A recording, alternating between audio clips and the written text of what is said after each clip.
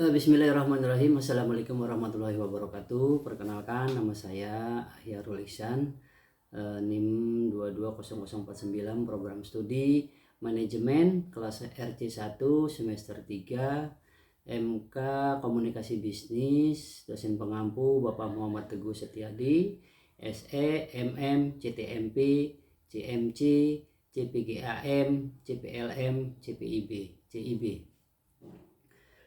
Mohon izin sebelumnya, di sini saya mungkin akan memaparkan materi guna tugas UTS komunikasi bisnis. Di sini terkait pengertian komunikasi. Jadi di sini saya akan menjelaskan sedikit mungkin terkait pengertian komunikasi dari beberapa ahli. Salah satunya Purwanto pada 2006 menyatakan bahwa komunikasi bisnis adalah komunikasi yang digunakan dalam dunia bisnis yang mencakup berbagai macam bentuk komunikasi, baik komunikasi verbal maupun komunikasi non verbal. Jadi untuk mencapai tujuan tertentu. Selain itu juga ada dari Himstreet dan Betty, komunikasi adalah suatu proses pertukaran informasi antara individu melalui suatu sistem yang biasa atau lazim, baik dengan simbol-simbol, sinyal-sinyal maupun perilaku atau tindakan. Jadi dari pemaparan di atas mungkin akan saya simpulkan sedikit terkait komunikasi. Jadi komunikasi itu merupakan bisnis merupakan proses pertukaran informasi baik secara verbal maupun non verbal yang dilakukan untuk mencapai suatu tujuan perusahaan. Ya, di situ mungkin pengertian sedikit.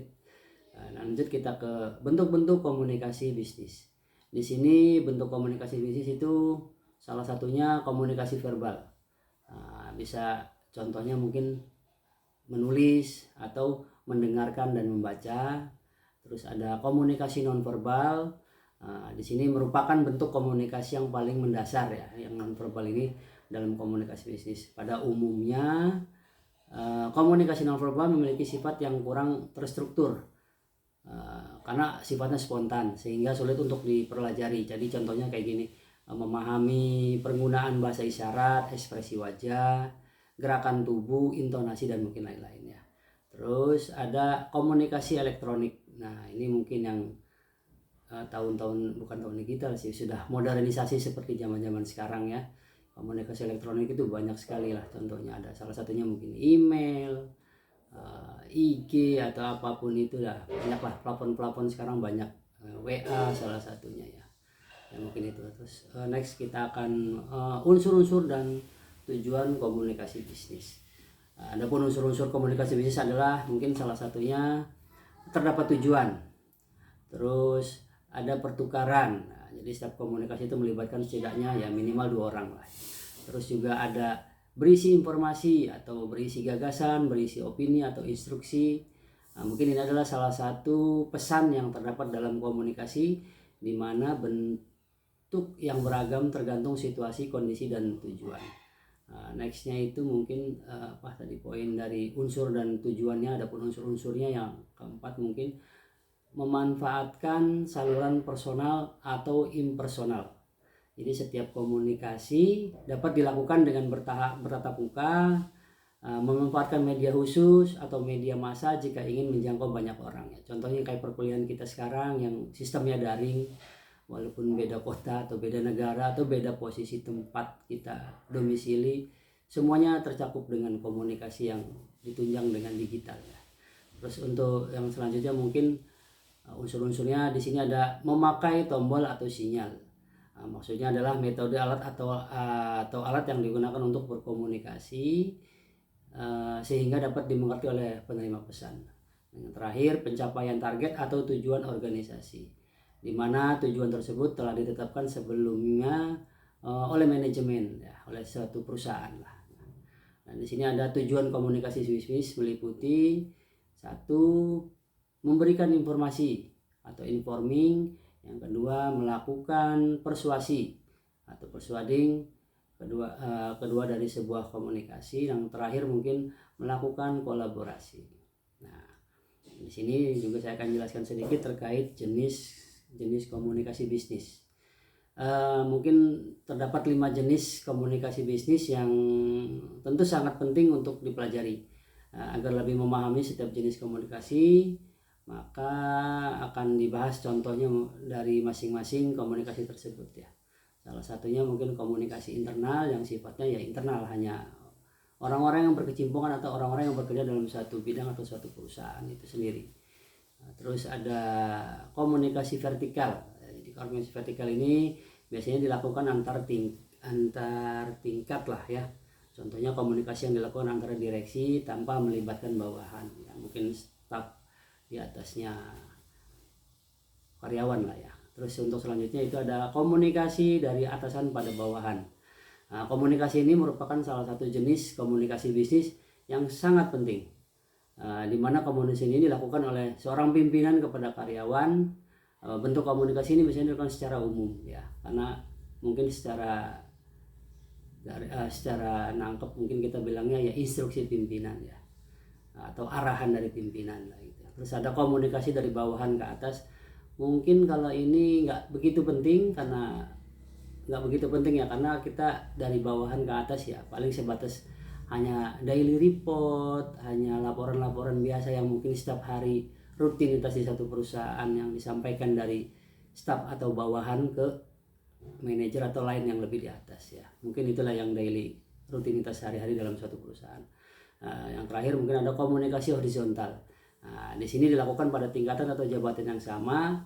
Komunikasi ini biasanya lainnya segaris. Biasanya manajer dan manajer, karyawan dan karyawan, atau koordinator dengan koordinator, atau satu lain lah gitulah. Jadi sifatnya juga mungkin tidak begitu formal, lebih santai dalam pembahasan, dalam topiknya juga, dalam penyampaian juga nggak begitu sulit untuk dicerna lah ya. Selanjutnya mungkin di sini ada kesimpulan dari komunikasi. Jadi komunikasi bisnis itu merupakan proses pertukaran informasi baik secara verbal maupun nonverbal yang dilakukan untuk mencapai suatu tujuan perusahaan. Bentuk komunikasi bisnis juga terbagi menjadi 3, yaitu komunikasi verbal, komunikasi nonverbal, dan komunikasi elektronik yang tadi mungkin saya sudah paparkan sedikit. Dan di sini juga ada tujuan komunikasi bisnis adalah memberikan informasi yang berkaitan dengan dunia bisnis kepada pihak lain, persuasi atau bernegosiasi dengan pihak lain agar apa yang disampaikan dapat dipahami dengan baik dan benar, menjalin kerjasama bisnis yang baik melalui jalinan komunikasi bisnis.